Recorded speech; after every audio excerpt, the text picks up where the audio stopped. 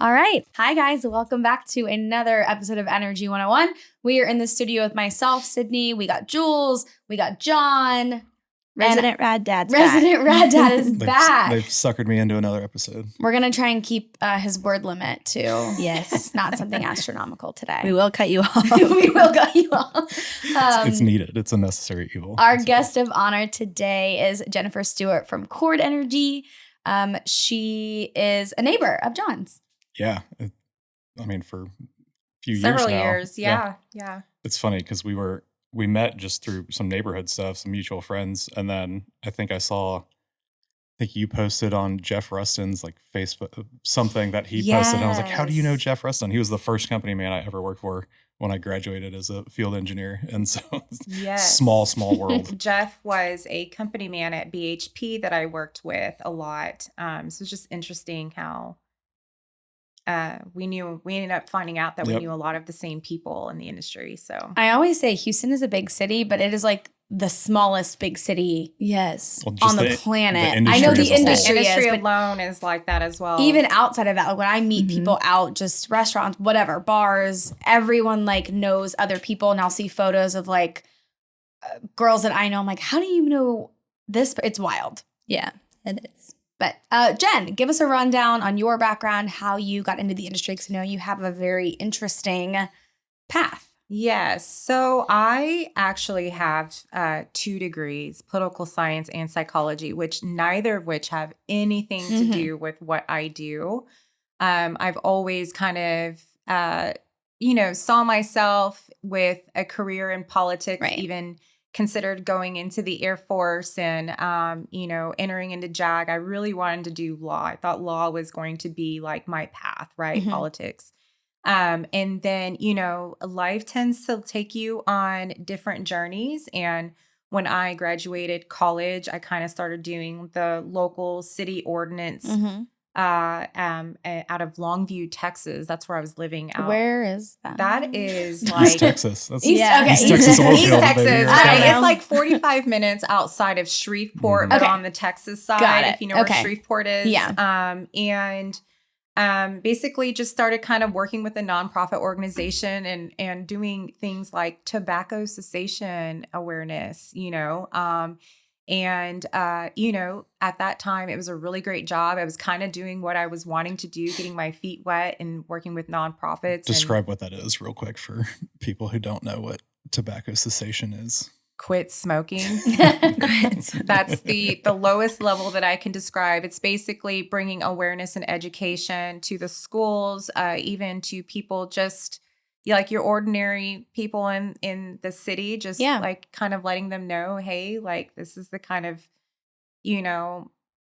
health problems that it brings you and why you shouldn't be doing this and all the different like additives and all of that are added into tobacco and things like that. So we were really pushing that and it was successful. And that's when people, could no longer smoke in restaurants kind of thing. So that's like where my whole like work experience started post graduation of college. And then, the state underwent budget cuts and funding. And so my grant was cut and it was kind of time to, move back to the city, get on some concrete. Cause that's kind of like, what I grew up in is more of a city girl, less of a country girl kind of thing. So moved back to Houston and started working for a engineering firm at the time, which was known as PPI.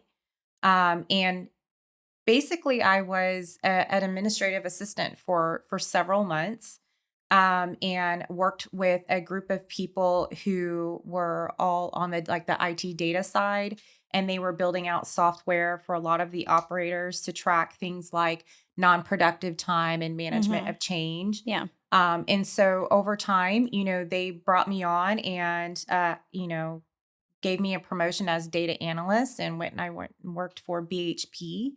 And essentially I was like their not their account manager, but I represented PPI and I was responsible for the software and I delivered a lot of like KPIs and performance reviews and all of that on kind non-productive time. In-house engineer, so to speak. Yeah. And then those folks at BHP were like, oh, we like you. We want to bring you on full time. And they were needing more techs because, BHP, they had Chesapeake. They bought some assets from Chesapeake. They bought a bunch of assets. Yes, during that and time from period. Petrohawk. And they were needing folks. And so I came in not knowing a thing about what it was that I would be doing, right? And kind of sounds like us. Yeah, no. Let me tell you, when I was very green, even though I was supporting a software and talking about management change and non-productive time, I was just an Excel whiz, really, to be honest with you. I knew how to export data, pivot the data and give it back to them. And basically, I was a really good speaker too, so I could put it in presentations and all that. That was like the gist of my job. But I had a boss who was a very strong personality. And I liked that about him because you always know where you stand with somebody. Yeah. And he came to me like the first couple of days of me being employed at BHP and was just like, you have 1 week to learn OpenWells. That's intimidating. When you've, never even worked in a software, never worked for an operator. This was like, you were fresh kind of still to the industry. Because at this point I had only been in the industry for like, I don't know, maybe a year. Right. And let me tell you, I did it. Good for you. I loved the challenge and I did it. And I ended up becoming what they would call product champion of OpenWells. So sorry, what is OpenWells? OpenWells. Okay, so let's touch on that. So in the industry, a lot of operators use different platforms to track their operations data. So OpenWells is an application that is owned by Landmark, which is a Halliburton company. Something that I'm using today is called WellView, which is an application that Peloton owns. Oh, and a lot of not that Peloton. not the same as the bike. Wow, what? Yes, Peloton not the same as the bike. Different company, and that's a totally new software. I know. Immediately, that's where my brain went. Yeah. Did you happen to think of the show Sex and the City? Yes. Where Big dies on the Peloton. Yeah, not the same thing. But yeah, so there's a lot of different applications that different operators use based on the level of their operations, like in terms of volume. Right. What another software is like Well Easy, which does the same thing, but it's more for the smaller operators that maybe have like one rig and maybe a half frac crew kind of thing. And it's just not a lot of like high volume work. Right. You have some complicated softwares and some super easy ones. But OpenWells was something that I eventually became like as their product champion within BHP. And eventually, as I went to go work for Sanchez Oil and Gas, now Mesquite Energy, that skill set definitely propped me up there too. And now I've learned a totally new software. And I'm still trying to wrap my head around it. But, I have a vision of myself becoming an expert in WellView as well, hopefully soon. So yeah, awesome. I think that's a good just talking point in general is that, you don't have to be a petroleum engineer to get into the industry, but when you are in there, if you can identify some of these incredibly common, applications, programs, softwares that a lot of different people in the energy industry use and become an expert at that, you're very attractive to a lot of people over the long term. Right. And so that's Do engineers learn like those applications in college? You guys know. They learn some of them. I think a lot more of them, like I'm not a petroleum engineer, so I can't speak in as much detail on that, but a lot of them are more like high level type, like reservoir simulation software, Right. or like just higher level type things. And then there's all these other things that kind of bolt on and feed into those, and like WellView and OpenWells, and those are kind of one of those things, right? Like all of your operations data goes into that, whether that's like logs and cores or just your frac and drilling data. And then that data goes over to the simulator software as it comes in, and somebody else does something with it. That's one of the biggest, I feel like, complexities of the energy space is there's always something going on across all of your wells, and there's always data coming in. There's always different people in different groups that need that data at different times and at different frequencies. That's why you do what you do, generally speaking, is that's very, very important data that ends up, potentially could cost companies lots and lots of money if they don't have it, right? Absolutely. And like for my role, my role is now senior engineering tech, and I work in the drilling and completion space. And a lot of what I do is very data driven, very data heavy. And a lot of different functions, a lot of different groups rely heavily on that data. They rely on it to be quality data. So it can't be, crap data going in, and it definitely can't be crap data going out, right? And so a lot of what I do is spending a lot of time in the data, scrubbing it. Yeah. Training people on how to use the software, trying to get buy-in, particularly from the field, right? Those field guys, what they do, they are experts in what they do, whether it be a drilling company man, whether it be a completions company man, workover. Those guys are experts in what they do. And one thing that they aren't experts at particularly is reporting data. Right. And so it's so critical to get buy-in from the field so that the data does become useful. And so that's a huge piece of what I do, is working with those field guys, getting the reporting right, making sure they're capturing costs, so that way we can make business decisions on things like our schedules. How many wells can we go and drill and frack this year? Do we have the money for that? Do we have the budget? Do we ramp up? Do we ramp down? Do we lay down rigs? Do we pick up rigs? It's a very critical role to be in. And when we were getting started, you mentioned you compared it to being a nurse to a doctor. Yes, in terms of my position, yes. Engineers are degreed engineers. They're likely either petroleum engineers or mechanical engineers. I was going to ask that. Like the most common types of engineers in energy, oil, and gas are mechanical and petroleum. Also, petroleum, obviously, right? Because that's direct. And then I would say the next two are probably either, I don't know where they rank, but I would say mechanical and chemical are the two next kind of big ones, at least on the operator side. There's quite a few industrial engineers on the service side, primarily because the service companies, a lot of the big ones at least, manufacture a lot of their own stuff, and that's what industrial engineering is kind of focused on. But it's a pretty big gambit of different sides. But the chemical, I think chemies and MEs are probably the most common behind the PE guys. And I would imagine that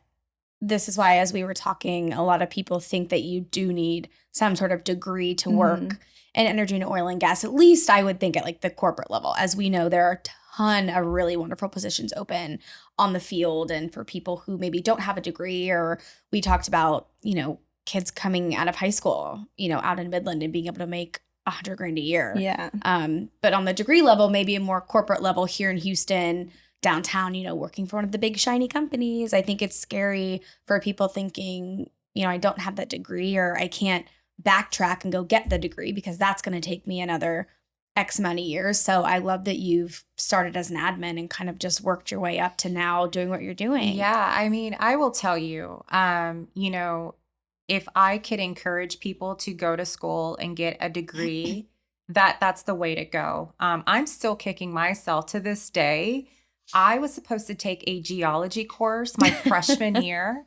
And at the time, I didn't know anything about oil and gas. I didn't know anything about geology. And I'm sitting here like kicking myself because those guys are super successful. They're amazing at their jobs. And I'm over here like, why didn't I just take that dang rocks class? Because it was a rocks class. That's exactly. It's not the most sexy or attractive class when you're signing up for courses in college. Especially when you're an 18-year-old and you're kind of like, why do I need this? But I'm still like, dang it, But no, so you're right. You don't have to have a particular degree to be successful in this industry. You can definitely come into this industry with a political science degree and work your way up. Or you can take the shortcut and go get a PE or mechanical engineering degree and go through that route. You can even bypass the college degree. Right. Because I know a ton of successful people, especially one in particular that comes to mind that's a friend of mine who doesn't have a college degree, but she's a badass in regulatory. And she's now a senior regulatory specialist for an offshore operator. And she is doing a tremendous job at her role. And I know people who just came up through the service side Right. and spent their time in the field. But there is something that comes with not having the right degree, and that is time. You got to be willing to put in the time and the work and the networking in order to get where you're at. Because for sure, mine didn't come overnight. Yeah. It took me 10 years to get the respect that I have in the industry, for sure. Yeah, no, that's one of my favorite things about our industry in particular is that, you know, if you don't have the ability to go get a degree, like you can still go make good money and there's not, and it's not just this short term, like I'm just going to go make a couple $100,000 for a couple years and then leave.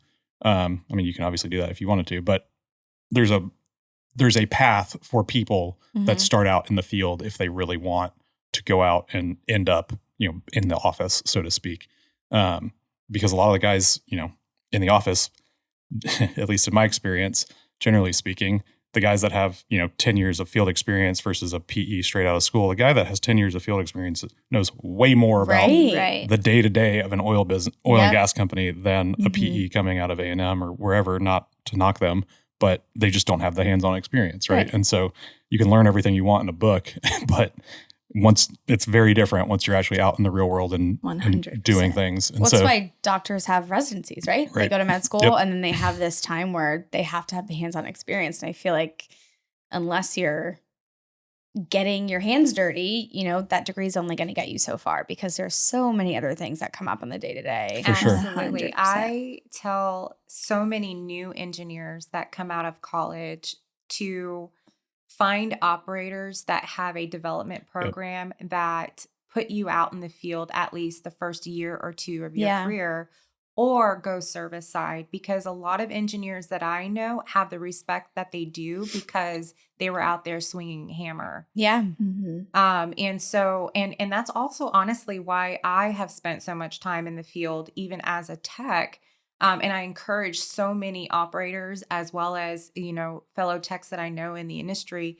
If you have the opportunity to go to the field, go to the field. Yeah. You are only a better tech to your engineer and can provide them the support that they need if you understand the operations and you've seen it with your own eyes and you're asking questions.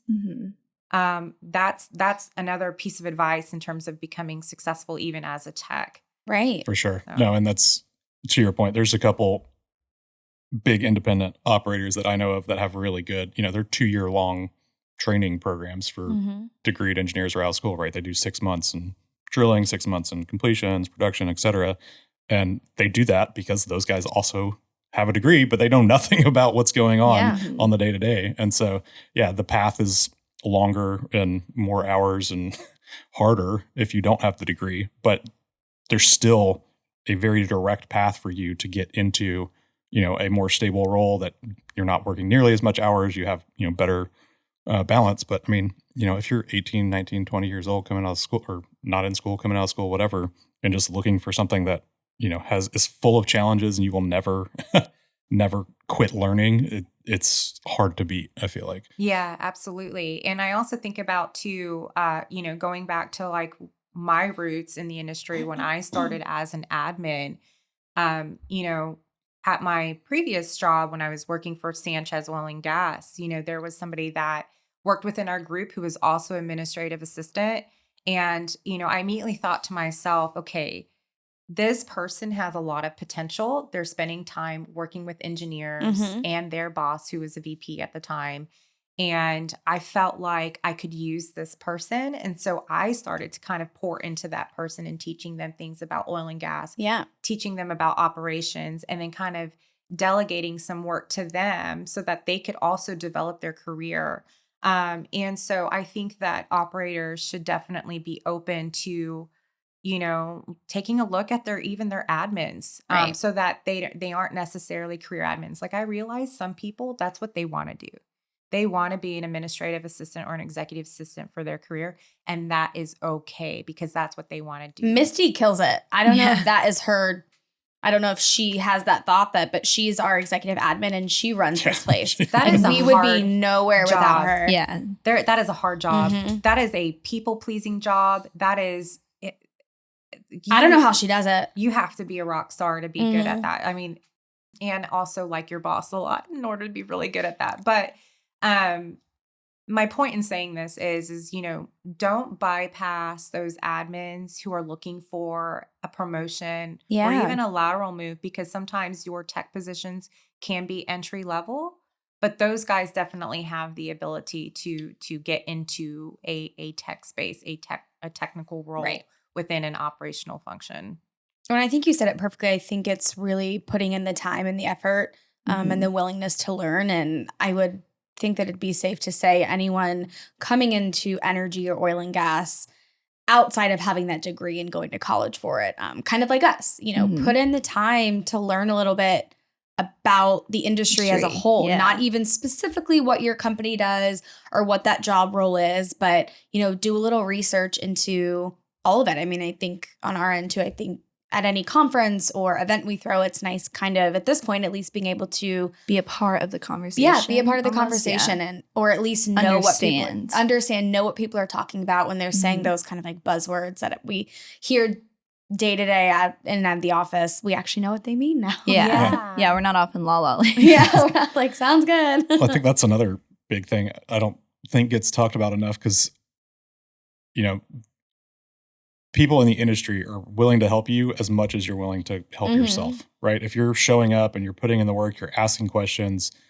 people, generally speaking, most people want to educate and share and help you learn and add people to the, you know, industry family, so to speak.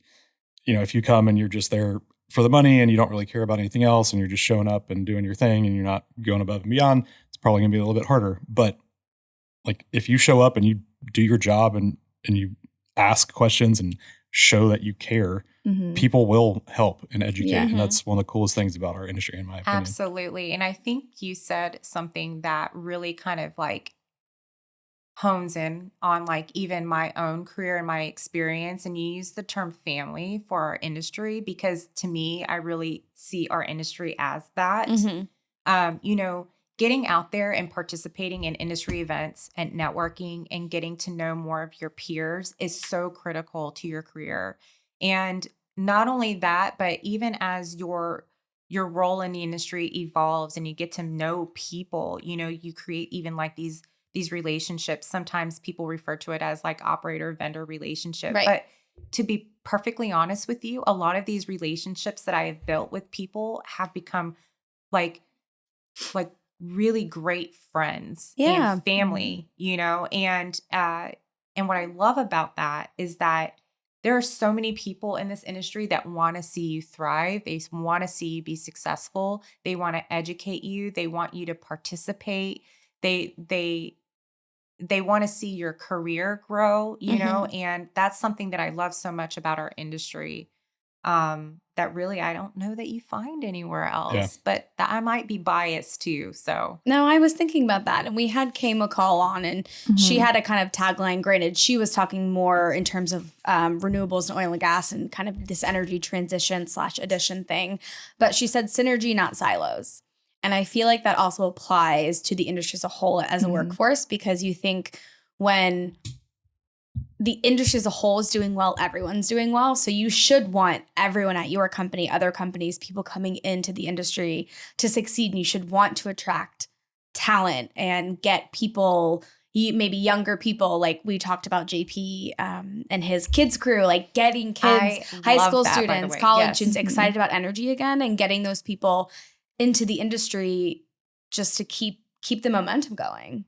For sure. Well, and just in general, right? Like most people have no understanding of where their energy comes from or how it gets there, right? And you're right, like all the way down to the kids level. And I'm so glad people like JP and Nancy and some of these other folks are, you know, getting out there and having kids books and kids clubs and stuff like that. Because you know, like you talk to kids. It's really cool. Yeah, it's great. It's great education. It is interesting, right? So it excites them to learn about science and engineering, which Right. obviously I'm a big Yeah. fan of. And yeah, just starting that education as early as you can around it makes, in my opinion, a much more well-rounded person, because you can think about, hey, it's not Right.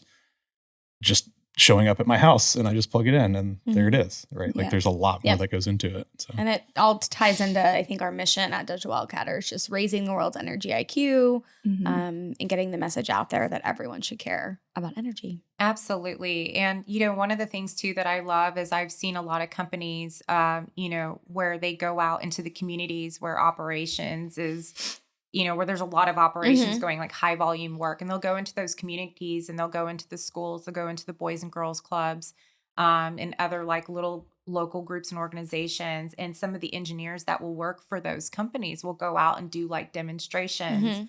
Or I've also been a part of situations where you can go into like elementary schools for your kids and you get to talk about what you do for a living. And that's an opportunity too, to educate kids about what you do and how you can get to that point. Like if you wanted to be an engineer, what it takes to be an engineer, or even what I do. And, as far as being a tech, or folks that are in finance or marketing or anything like that, because those people also play critical roles. But if you have an opportunity to go out there and educate at the school level, or even at some of these nonprofits like Boys and Girls Club, go out and do it, because it's literally the future of our industry, Right. which is going to be huge.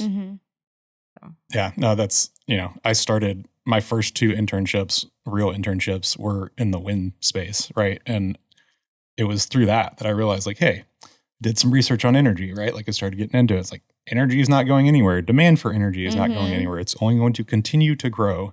And so I was like, maybe energy is the right play. I ended up in the oil and gas space, which I'm forever grateful for. And people just don't generally think about the fact that energy makes everything happen. And makes the world go around. It really does. It's only going to get more important the older that we get, Right. And, one of the things that I've found too in my career, having worked with, some politicians about the different levels of energy, is, understanding the different energy opportunities, diversifying our energy mix, having a portfolio here in the United States, understanding the reasons why it's important for us to have a diversified energy mix, understanding how it plays into our national security. Those are all things that are critical. But for me, personally, like, I'm a big advocate of oil and gas, and a big advocate of supporting our oil field families, and just seeing people, thrive. Yeah. I mean, yet another thing that doesn't get talked about is just how much kind of money comes into the communities where there is oil and gas development, right? Like part of my job as a field engineer was to bring snacks, bring breakfast, right? And I would go to the same donut shop every morning and pick up donuts and kolaches for the company man, because I knew he liked it, right? Or we'd go get $200 worth of groceries for the crew that week. Like, there's so much secondary and tertiary effects of what oil and gas activity does to an area than just what, the news would have you think, which is oil and gas companies making record profits. And so it's, that's why I work here, because those things need to be talked about, right? It's an important part of it. Yeah. There's so many different energy, or oil and gas events too, that support different, what am I trying to say? Like nonprofits or charities. Oilfield Helping Hands is a really big one. Yep. That one supports, oilfield families where they experience, unfortunate losses, whether it's job loss or, unexpected, HSC related type events that people end up enduring in their families. So they fundraise for that. There are, again, going back to, supporting people in the communities and stuff like that, they're pouring monies into the schools. They're pouring money into the small businesses. Yeah. I mean, hotels are seeing all kinds rental of cars, activity, hotels, all the restaurants. Yep. There's so many benefits to having a huge oil and gas presence in communities. That's pretty much the gist of that. Yeah. It's always easy to know when oil prices are high because the minimum wage in Midland prices. You can just go see how many people are working at Olive Garden, and if it's more than 3 or 4, prices probably aren't very good. But if it's less than that, and they've got we're hiring $25 an hour, Yeah. sign on the door, which happens in a lot of places, then it's a pretty good sign that times are good. So I love it. You want to wrap up with our rapid fire? Yeah, here we go. You ready? We got 3 questions. Number 1, what's the number 1 misconception about the energy industry? Okay, so in our industry, yes, it is a male-dominant industry. However, things are changing. There are so many women who are in leadership positions, who are engineers, and they're rock stars at what they do. There's so much opportunity. A lot of operators, a lot of other third-party companies are pushing for that diversity and inclusion. There's so much opportunity. And so you can be successful, you can be empowered, you can climb the ladder and be a leader in this industry. And so, yes, please do not think that if you are a woman that you cannot be successful in this industry, because it is a male dominant industry. I love that. There is a place for you here. There is. 100%. There is. Number 2, why should we care about the energy industry? I mean, for people that don't know like anything about it, like why is it important to educate them on why they should care? Where you can go all the way up from the very top and talk about national security, which I think is a huge factor, to, something as simple as making sure that every home can stay warm in the winter. Right. Not to mention all the other products that we have that are petroleum products that we use, that if we didn't have that, what else would there be? What really is your plan B? Yep. I loved all those Super Bowl graphics. I know Flipping the Barrel had one. I saw a couple others that were like, there would be no Super Bowl without petroleum, the balls, obviously all of the electricity at the arenas and the fields are all made from everything turf now, right? Yep. Like it's an important piece, and people just don't know how much of our daily lives are affected by that, all the way up to just like food too, right? Like anything that is made, produced, grown requires energy input in some form or fashion, whether it's, your plant that's manufacturing stuff and you have to have electricity to power that, or, you're a farmer and your food has to get from A to B on, guess what? Probably some kind of mode of transportation that uses fossil fuels in some form or fashion. And so it's very important. It really does make the world go round. Yeah, it does. Absolutely. Last one. What's your most embarrassing story in your career? This is our favorite one. Oh, you know what? I do have one. Okay. So high level Cliff Notes version. I had a little too much fun at a company like team bonding events. What do you call those? Like a retreat? Like a company? Team building. Team building. Building is the word, not bonding.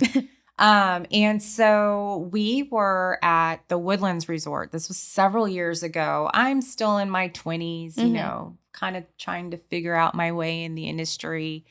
And Jennifer had a little too much to drink the night before. And the next morning we were supposed to be playing like this golf tournament with your different peers, like within different teams and all of that. And I don't play golf. But I had a little too much to drink, and maybe this isn't the right topic to be covering, but nonetheless, Jennifer, and I'm talking in third person here, did not show up. Tee time was like 8 a.m. I think I showed up at 11. And, guess who was on my team? Boss man. The boss man. It wasn't my direct boss. It was my direct boss's boss. He was on my team. And you know what, though? He had a great sense of humor about it. He was really awesome about it, but I knew that it wasn't a pretty look for me. That's the other nice part is, generally speaking, as long as you show up and get your shit done in our industry, people will have a little bit of leniency because most of us have been there in some form or fashion. We're all humans, right? Yes. It's always a good time if you can make it out to any of the industry events and network and get to know other people. It's always a blast. And I am thankful for people like him who showed me a lot of grace that morning because I needed it for sure. So yeah, I would have been like, I'm so sorry. That's something that would happen to me as well. For sure. Yeah, you're in your 20s. And yeah. Sometimes I have too much to drink. Anyways. It happens. Yeah, it does. Well, thanks so much for coming on. We really enjoyed thank you it. for having me. I appreciate you guys. When do we think this episode's coming out? What should we? This week. Oh, shit. Okay. Yeah. Great. So get your Empower tickets. Get your Empower There's only tickets. 2 weeks left. Am I allowed to say Bitcoin mining? Yeah, I can on this. I never know these days. Our Energizing Bitcoin Mining conference is coming up March 8th and 9th in Houston. After that, we are taking Energy Tech Night to Denver. So those are the two big ones coming up. Learn more on our website, social, get your tickets. Don't have FOMO. Yeah. We'll see you there. All right. Thanks, y'all. Thanks, Bye. Jennifer. Thank you.